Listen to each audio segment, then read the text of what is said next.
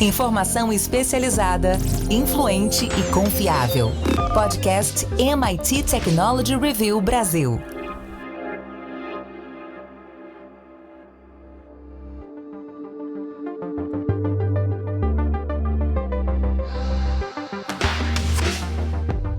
Olá, eu sou o Carlos Aros e esse é mais um podcast da MIT Technology Review Brasil. Lembra você que o nosso podcast é um oferecimento do SAS.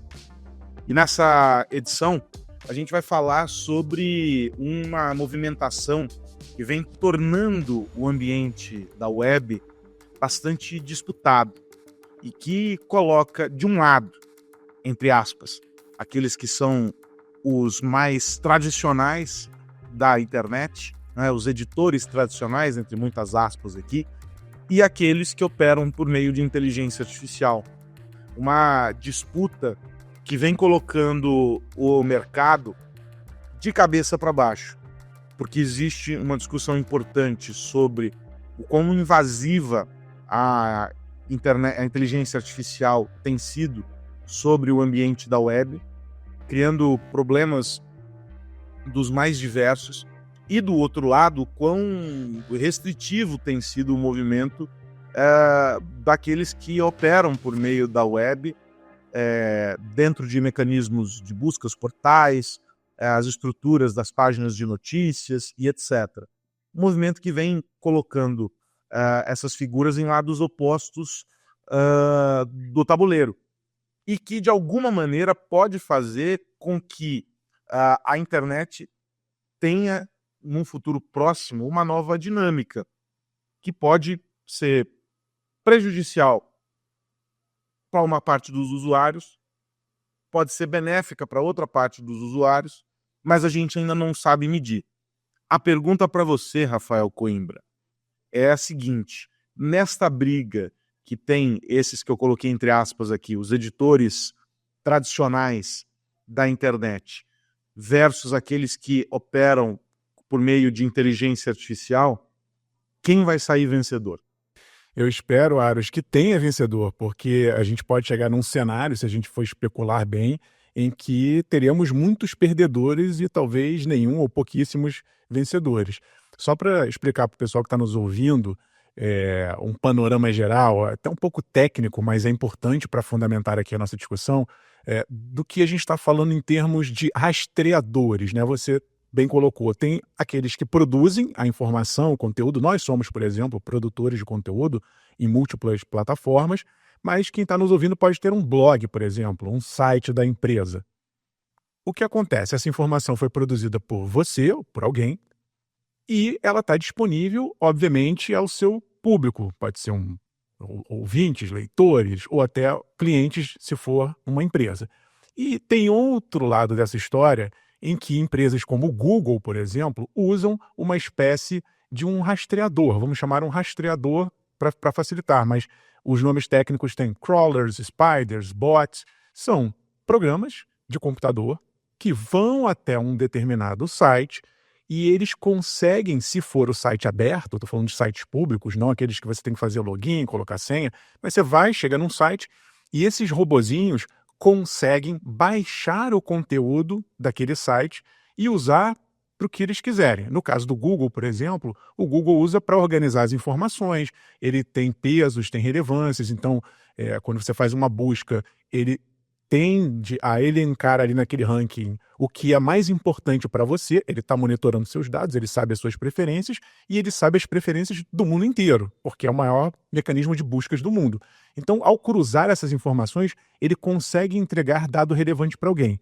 Por que eu estou falando isso? Porque esse exemplo simples de um site, um blog e Google é um processo de simbiose. Google ganha porque está entregando informação direcionada e, obviamente, ele gera ali uma publicidade na página dele. Isso é bom para o Google e isso muitas vezes é bom para aquela empresa ou para aquele site, porque essas informações são impulsionadas em termos de visibilidade pelo Google. É um ecossistema, é uma simbiose e sempre funcionou bem até agora. Quando entra inteligência artificial, aí a coisa muda de figura, porque esses grandes modelos precisam ser treinados. E eles são treinados com que informação? Muitas delas por meio dessa varredura dos bots de inteligência artificial que buscam nesses bancos de dados as informações de milhões, bilhões de sites abertos no mundo e vão compilar, bater no liquidificador e entregar essa informação resumida para alguém. Ora, aqui entra essa grande discussão, né, Aros? Você tem, de um lado, quem está produzindo conteúdo e tem lá os seus direitos autorais. Existe uma briga, inclusive, na justiça movida por grandes empresas, de que as empresas de IA, no caso, estariam usando ilegalmente esse conteúdo, sem autorização, sem pagar direitos autorais. E, do outro lado, você tem essas empresas de IA em que os processos não são tão transparentes quanto a gente gostaria que fossem, para saber de onde você tirou essas informações, qual é a fonte dessa informação. Então, na prática, Aros, você tem um movimento de judicializar, ou seja, tentar barrar esse movimento de extração de dados para o treinamento das IAs, sem autorização de alguém, mas como esse processo é muito lento, custoso, muitas empresas estão começando agora a fazer um contra-ataque. Então elas começam a colocar mecanismos de proteção, barreiras, dificultam o acesso desses bots para que eles extraiam essas informações. Ou muitas vezes colocam um arquivo ali dentro do seu site dizendo, você, como se fossem as regras do que pode ou não pode ser usado. Olha, pode usar essa informação do meu site, essa aqui outra não pode. A questão é, será que essas grandes empresas estão respeitando essas regras? Ou elas estão extraindo esses dados, minerando isso tudo e usando a seu favor? Essa é a grande questão, porque no momento em que você começa a impor barreiras demais para que não se usem os seus dados, obviamente isso acaba criando lentidão, às vezes tem já site querendo colocar login, captcha, várias ferramentas para tentar barrar o que seria essa extração ilegal, irregular ou, no mínimo, antiética, uma vez que as empresas não estariam autorizando esse uso de conteúdo. E vai passando ligado no modo turbo e sugando tudo que existe de maneira indiscriminada. E aí só depois, de alguma maneira, vai depurar o que serve e o que não serve. Mas nesse processo de sugar tudo o que encontra pelo caminho, vai fazendo um estrago enorme. E a gente chegou a discutir aqui, há algum tempo atrás, a dinâmica da internet sendo alterada a partir desse processo em que, em vez de esses elementos, né, esses rastreadores, vamos colocar dessa maneira, que fazem a leitura das páginas, eles servirem para gerar tráfego para as páginas de internet, eles passam a ser utilizados para extrair o conteúdo de lá indiscriminadamente e levar para uma outra interpretação, ou seja, não é o que está na página, mas é o que a IA deduziu e o que ela sintetizou para entregar a partir da leitura que ela faz, que ela está preparada para fazer para o usuário, aquele conteúdo. Então, existe também a preocupação com o direito autoral, mas existe também um impacto nocivo desse modelo versus sobre, né, os usuários. Né? Os criadores de conteúdo pensam em reaplicações das suas criações sendo feitas indiscriminadamente, mas o quanto elas podem gerar de impacto nocivo para quem lê de maneira descontextualizada, fora de um determinado universo. E aí esse movimento de preocupação vem servindo para criar uma repulsa. Ou seja, em vez de gastar energia para liberar mais conteúdo, que sempre foi uma premissa da internet, e garantir o maior acesso a um número maior de pessoas desses conteúdos, o que vem acontecendo é que as plataformas têm se tornado cada vez mais restritas. E a gente tem visto muralhas sendo construídas em vez de pontes. E esse pode ser um processo ruim, porque lá atrás a gente discutiu o modelo do paywall, né, Rafa? Se ele era funcional, se ele não era. Aí surgiu o tal do paywall poroso. E aí foram sendo criadas uma série de mecanismos para entender assim, olha, a gente tem que fechar porque a gente precisa monetizar, mas ao mesmo tempo liberar esse conteúdo e universalizar, dar acesso ao maior número de pessoas é também muito importante. Mas também precisa ter critério. Então, quando eu penso numa Wikipédia da vida, e essa Wikipédia tem lá os editores, e esses editores estão cuidando daquele conteúdo, significa que acessar a fonte original pode ser mais importante do que contar com um banco de dados que tem um determinado delay. Então eu vou fazer uma procura via IA, ChatGPT vai me entregar uma resposta X, mas eu não sei qual foi a última base de consulta dele àquele banco de dados. Pode ser que esteja defasado, as informações estão erradas. Então, existe aí um universo cheio de detalhes que não estão sendo observados agora, ou talvez eles estejam sendo observados, mas o grande ponto é, não temos respostas para essas questões que surgem. E a ausência de resposta nesse caso me parece muito mais grave do que o que a gente está assistindo. Significa que nós não temos capacidade de reagir corretamente a esse estado de coisas, né? Uhum. Uhum.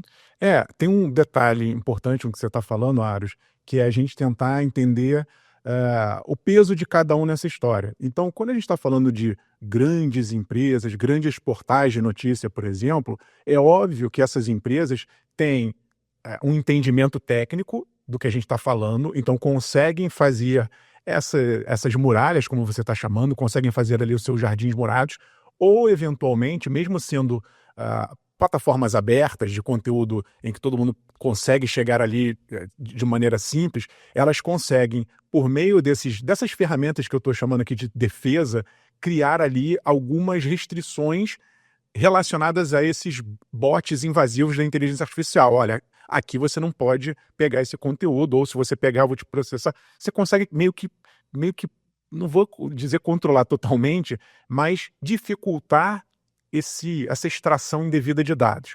Agora, quando a gente está falando de médio e pequeno, Aros, imagina uma pessoa que tem um blog, que vive ali, sei lá, dá dicas sobre turismo e vende ali um espaço para colocar um banner no site. Se essa IA começa a tirar essa informação, o que esse pequeno produtor de conteúdo pode fazer? Ele muitas vezes não tem conhecimento técnico, ou quando tem, não tem dinheiro para pagar por essas ferramentas de segurança, não tem, obviamente, tamanho e poder para negociar a venda do seu conteúdo para o treinamento da IA, como grandes empresas de comunicação mundo afora têm feito. Então é uma luta muito desigual. O que pode acontecer, em cima do que você está falando, Ares, é que a gente, usando aqui a metáfora da natureza, da web, da biodiversidade, é que essa biodiversidade de conteúdos acabe diminuindo. Em algum momento, pode ser que uma massa muito grande de pessoas que produziam bom conteúdo na internet digam, pô, para que eu vou continuar produzindo se a pessoa vai buscar essa informação diretamente numa plataforma de IA? Eu não ganho mais nada com isso, eu só estou produzindo, alguém está roubando esse meu conteúdo e está usando, e o consumidor não chega mais a mim, como você falou. Na IA não tem, muitas vezes, se você não pedir, a indicação do link. Então a pessoa, ela se satisfaz com aquela resposta muito simples, crua, perfeita muitas vezes da IA. É muito sedutor você ir para esse lado. E aí a gente, como eu falei, pode acabar num cenário diminuindo, reduzindo muito fortemente esses produtores de conteúdo, o que, novamente, seria muito ruim para a natureza da web, que sempre foi uma natureza de diversidade, de multiplicidade, aberta, né? Como a gente sempre fala, a internet aberta. E aí a gente teria poucos jardins murados concentrados nas mãos de poucas empresas que, por sua vez, determinariam o que é o conteúdo da internet, seja elas puxando, né, criando essas barreiras ali, vendendo o seu conteúdo, ou negociando diretamente com as empresas de IA. De qualquer maneira, é um cenário que é preocupante, né? Acho que muita gente não está pensando nisso ou nem sabe que existe esse tipo de procedimento de rastreamento e uso de dados. As pessoas estão ali no modelo tradicional da internet e, quando se derem conta disso, possivelmente será tarde demais. E eu fico pensando, Rafa, essa história do tarde demais, é que até que talvez a gente chegue, né, dada a magnitude da rede, até que a gente chegue a esse momento do tarde demais, a gente cria uma situação de uma transição problemática da dinâmica da rede. Porque a gente passa a não acessar diretamente as páginas dos portais. Isso vai diminuir o caminho também do dinheiro, porque hoje a indústria da internet se viabiliza por meio da monetização da publicidade, né, do custo por clique, e essa coisa toda dos anúncios online. Quem manda nessa indústria hoje é basicamente o Google, né, que é a grande agência de publicidade, vamos dizer assim, do nosso tempo. E essa dinâmica começa a ser alterada e há uma cadeia toda que vive a partir dessa estrutura, né? As plataformas de mídia online, as empresas que fazem a estruturação das métricas, as próprias agências de publicidade que estão focadas em criar produtos e soluções para esses meios e etc. Por quê? Porque o YouTube, quando surgiu, né, quando as plataformas mais focadas em vídeo surgiram, elas criaram uma mudança na dinâmica dessa entrega, direcionaram um dinheiro para um novo modelo, sem prejuízo do dinheiro que vinha sendo aplicado com a publicidade convencional, vamos dizer assim, os ads, né? Esse dinheiro dos vídeos ele saiu de outras mídias. Talvez a televisão tenha sido mais penalizada e etc., para que esses criadores aí que trabalham com vídeo pudessem se sobressair.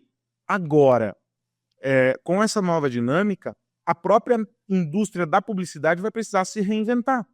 Como vai ser financiado o modelo de internet, tendo em vista essa mudança possível, na tua visão? 100% é um problemão, Aros. E é um problema, como você falou, principalmente para o Google, que é líder, que há anos, né, há 30 anos, trabalha com esse modelo de atenção, gera atenção pela relevância do seu conteúdo. O fato é que o Google é uma super ferramenta, né? Quase todo mundo usa o Google, às vezes, várias vezes ao dia. Ele organiza aquela informação, mas, obviamente, usa essa atenção capturada para gerar sua publicidade digital direcionada. E aí, Aros, a gente entra nesse cenário que não tem resposta, já digo logo de cara. Por quê? Quando a gente olha para um modelo como um ChatGPT, ou eventualmente até o Gemini da própria Google, você vê modelos em que é um texto corrido. Não tem aquela a tela em que você pode, até pode, mas no momento isso não está sendo feito, né? Postar ali uma propaganda de alguém, aparecer um banner, aparecer um link patrocinado. Isso hoje não é usado, sobretudo pelo modelo da OpenAI, o ChatGPT, porque não é o modelo de negócios dele. Talvez um dia eles vendam publicidade digital, mas hoje não é. Vende assinatura e tem um modelo de graça. Então, se eu deslocar essa atenção toda para esse modelo, sim, eu estou ferindo gravemente um modelo que está aí há 30 anos funcionando muito bem. E pior, Aros, se a gente entrar numa discussão de que essas informações de bots vão ser passados por voz, por exemplo, a situação é ainda mais complicada, porque você não tem ali a tela para gerar a publicidade digital. Você pode estar pensando, quem está nos ouvindo, mas então gera uma propaganda em áudio, como acontece, sei lá, numa plataforma como Spotify. É possível? É possível. Mas será que você vai querer ficar lá recebendo propaganda em áudio durante uma consulta de uma informação de IA? Isso não vai te atormentar? E se, para remover esse anúncio, você quiser pagar, você vai pagar? São várias questões. Então, é um modelo que está em transformação e que, sim, está todo mundo tentando encontrar uma saída, sobretudo, como eu disse, Google. Agora, tem um outro ponto, Aros, que é tão ou mais preocupante quanto esses que a gente falou. Imagina o seguinte cenário. Imagine que as grandes empresas de comunicação, de conteúdo, os grandes produtores, se unam ou consigam, via regulação, seja lá do que for, ou uma forma de falar assim, olha só, a gente é grande e a gente não quer vender nosso conteúdo e não quer também que vocês entrem aqui e usem esse conteúdo. Ponto. Fechamos as porteiras. Imagina uma situação hipotética. O que essas empresas de IA provavelmente fariam? Buscariam todas as informações dentro do que sobrou dessa web aberta. Acontece que esses bots de IA, eles não fazem, num primeiro momento, uma diferenciação tão grande do que é, vou chamar aqui, obviamente, que é bem subjetivo, tá, gente? Um conteúdo bom, entre aspas, e um conteúdo ruim, entre aspas. O que eu estou querendo dizer é que existem produtores profissionais que vivem desse conteúdo, não estou falando aqui de aspectos ideológicos, estou falando da força, do tempo, do dinheiro gasto para se produzir um conteúdo de qualidade para alguém. E você tem um outro pessoal que posta o que quer e que muitas vezes não tem o mesmo compromisso de apuração, de dedicação, está lá só produzindo conteúdo. Estou falando isso tudo porque imagina um cenário em que a IA só busca informações numa web aberta de conteúdo ruim, vamos chamar assim, ok? De conteúdo que não foi verificado. E aí a gente tem um outro problema, que é a qualidade da alimentação da IA. Muitas vezes a pessoa vai lá achando que é o suprassumo, que a IA só pegou, né, livros sensacionais dos maiores autores de ficção, não ficção do Brasil e do mundo, e às vezes ela está pegando a informação ali de uma pessoa que escreveu o que ela está pensando, sem o menor compromisso com a apuração. Isso é também um problemão. É lógico que eu estou falando aqui de um cenário hipotético e futuro, mas isso pode acontecer. Na verdade, isso já acontece, obviamente que parcialmente, porque, como eu disse, não tem distinção. Você pode pegar lá fontes da Biblioteca Nacional dos autores mais referendados do mundo. E, ao mesmo tempo, você pega ali o do blog de alguém que está ali só postando por postar, emitindo opinião. Isso é um desafio também, como a gente pondera, como a gente captura, como a gente considera conteúdo de qualidade, porque hoje no modelo Google isso é feito pelo cruzamento de informações. O Google não ranqueia só quem tem mais visibilidade. Ele realmente tenta fazer, os algoritmos do Google, é uma balança, existe uma fórmula que ninguém sabe exatamente como é, esse é um segredo do Google, mas que ele vai lá vendo, olha, se o seu site foi referendado por sites externos, é um critério de pontuação. Então, se tem muita gente falando do teu blog, do teu link, provavelmente esse conteúdo é bom. Ele vai fazendo esse tipo de análise com inteligência artificial, e aqui é interessante dizer que a gente está falando de inteligência artificial como se fosse uma coisa totalmente nova. O Google usa inteligência artificial nesse processo de bots, de varredura há 30 anos. Não tem nada novo para o Google. E ele faz isso muito bem. E tem uma coletânea já histórica de dados que, obviamente, fazem com que esses modelos sejam cada vez mais aprimorados. Então, é muito bom aquele resultado ali para quem está buscando informação. Mas, novamente, tem ali critérios e tem um negócio, como você falou, Aros, por trás. Economicamente, banca-se esse processo todo do Google. Vindo para um novo modelo, realmente a conta tem que fechar e não existe uma resposta única. Existem reflexões, como a gente está fazendo aqui, para que a gente encontre um modelo equilibrado que seja bom para todo mundo, para quem está produzindo conteúdo, para quem está consumindo e para esses intermediários, seja o Google, seja uma outra empresa de inteligência artificial. É isso. Rafa, vamos fazer como diz o nosso amigo André Miceli, fazer a nossa virada de chave.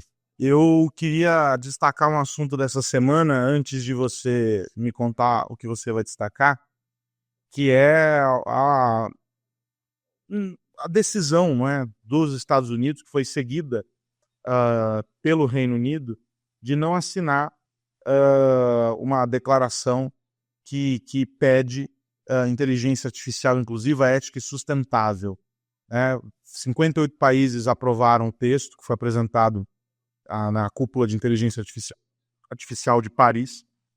O texto diz, aspas, que a IA seja aberta, inclusiva, transparente, ética, segura, protegida, confiável, levando em conta estruturas internacionais para todos, além da necessidade de tornar a IA sustentável para pessoas e o planeta. É óbvio que esse tipo de manifestação é muito mais do ponto de vista inspiracional, um norte para que os encaminhamentos sejam feitos, do que efetivamente algo tem um caráter decisório, mas mostra um compromisso com esse desenvolvimento, etc., e o papel que cada país vai ocupar nesse processo. Quando os Estados Unidos ficam fora e o Reino Unido também fica fora, e eles alegam que falta clareza prática sobre a governança global, o próprio Reino Unido, sob certa perspectiva, se contradiz, porque mesmo enquanto no bloco europeu se encaminhou num texto que também era pouco claro em relação à governança, o Reino Unido também tem dentro de casa um texto, assim como todos os outros textos que versam sobre inteligência artificial, que expõe pouca clareza sobre os meios práticos de garantir essa governança, até porque não se sabe, né? A gente vive a pontinha ali do iceberg no que diz respeito à inteligência artificial. Os Estados Unidos levam em conta a questão da inteligência artificial e relacionada à segurança nacional e os desafios que são apresentados ali no quesito IA, no quesito de segurança e tal. Então, de todo modo, mostra a pouca vontade dos Estados Unidos, o Reino Unido perseguindo como um parceiro de velhos tempos, perseguindo essa questão, as decisões dos Estados Unidos. Mas mostra que os Estados Unidos têm sido pouco abertos, e a gestão Trump mostra isso, a esse tipo de acordo global, esse tipo de manifestação em bloco, sobretudo porque alguns países que a gente sabe não vão seguir essa manifestação. Então, a China, por exemplo, assinou o papel que fala sobre inteligência confiável, ética, transparente e segura. E a gente sabe que não é necessariamente esse o modelo seguido pelo regime autoritário chinês no que diz respeito a qualquer tecnologia, não só a inteligência artificial. Então mostra que os Estados Unidos estão firmes nesse propósito, que o Reino Unido vai perseguir as decisões dos Estados Unidos, como sempre fez, mas que no caso da inteligência artificial há um pano de fundo bem importante. O governo americano não quer se comprometer com nada, porque por enquanto, como diz o vice-presidente, o J.D. Vance, os Estados Unidos são líderes em inteligência artificial e eles não vão entrar em um acordo em bloco que faça com que eles possam se desvirtuar desse caminho, o que quer que isso signifique. Mas, Rafa, é um movimento interessante e mostra como, em vários aspectos, os Estados Unidos têm se colocado de um lado e o resto do mundo de outro. E só para complementar, Aros, tem um aspecto importante nesse encontro que teve lá, essa cúpula global lá na França, que é a posição da Europa. Os países europeus anunciaram ali uma série de investimentos para fazer frente ali com a China e com os Estados Unidos em relação à IA, mas você vê nitidamente também que nesse acordo tem ali uma postura, vou chamar assim, mais defensiva, mais reguladora, mais protetiva por parte dos países europeus, o que pelos Estados Unidos é visto como uma atitude sufocadora da inovação. Então tem uma guerra também ali no campo da regulação e da proteção que acaba sendo um pouco o pano de fundo também dessa discussão, mas concordando totalmente contigo, é um outro momento. Os Estados Unidos agora chega com uma postura bem diferente do que a adotada há alguns anos atrás. Rafa, agora eu quero saber o que você está olhando. O que mais você precisa saber? Estou de olho numa também postura dos Estados Unidos, Ares, mas relacionada a outra questão, que é o retorno do TikTok. A gente lembra que dia 20 de janeiro era o dia da virada, né? Até o dia 19, o TikTok tinha sido obrigado pelo Congresso americano a ser vendido nos Estados Unidos, com a implicação de ser banido do país, mas Trump assume no dia 20 e ele ali dá um fôlego maior, dá um prazo maior para que esse assunto seja discutido e que se encontre uma solução. Fato é que agora, nessa semana que passou, o aplicativo voltou, estava fora das lojas dos Estados Unidos, voltou para as lojinhas lá, tanto da Apple quanto do Google, e agora as pessoas, obviamente, podem usar, pelo menos por enquanto, um prazo aí de uns 2 meses e meio, 3 meses, vão poder usar o aplicativo sem o risco desesperador de acabar da noite para o dia. Estou falando isso porque tem, obviamente, muita gente que consome o conteúdo, mas tem muitos produtores, tem gente que vive de TikTok nos Estados Unidos. Então, ganharam aí um tempo para discussão. A questão é se esse prazo vai ser suficiente e que solução mágica será essa, porque o que a gente tem visto ao longo desses últimos dias é uma série de propostas. Vai desde um leilão, que seria um leilão feito pelo governo, né, para empresas que querem comprar o TikTok. Você tem outras ofertas mesmo de grupos e empresas que a gente até não sabe se são exatamente propostas firmes ou se são blefes, mas fato é que o pessoal está tentando encontrar uma solução de venda do TikTok para os Estados Unidos. Então, muda o prazo, Ares, mas não muda a estratégia. Continua-se pensando numa venda do TikTok nos Estados Unidos. Mas, ao mesmo tempo, a gente vê que, do lado chinês, não há a menor indicação de que haverá abertura para esse tipo de fatiamento, vamos chamar assim. A ByteDance, a dona do TikTok, continua muito resoluta ali. Eles acham que não tem nenhuma insegurança para os cidadãos americanos, a gente não usa, não cede esses dados para o governo chinês, tem nada a ver, a gente é uma empresa internacional e está aqui para colaborar com os Estados Unidos e, portanto, a gente não deve nada a ninguém, a gente quer continuar operando aqui. Tem lá ações, né, na própria justiça americana do TikTok para que a empresa permaneça operando, mas fato é que não chegou ainda nenhuma solução e pelo andar da carruagem, por enquanto, não há nenhuma indicação de que esse problemão ali do TikTok seja resolvido nesses próximos 2 meses e pouco. Vamos aguardar a decisão e ver se o governo norte-americano tira aí um coelhão da cartola que seja aceito pelos chineses. E tem que ser um grande coelho, né? Um coelho mágico, eu diria. Rafa, nós estaremos de volta aqui na semana que vem, no podcast da MIT Technology Review Brasil, ainda sem André Miceli, que está em um período dedicado aos estudos, mas a gente se encontra aqui representando ele firmes e fortes. Um abraço para você. Um abraço, Aros, abraço para o André, que com certeza está nos ouvindo agora, para todo mundo também que nos acompanhou aqui.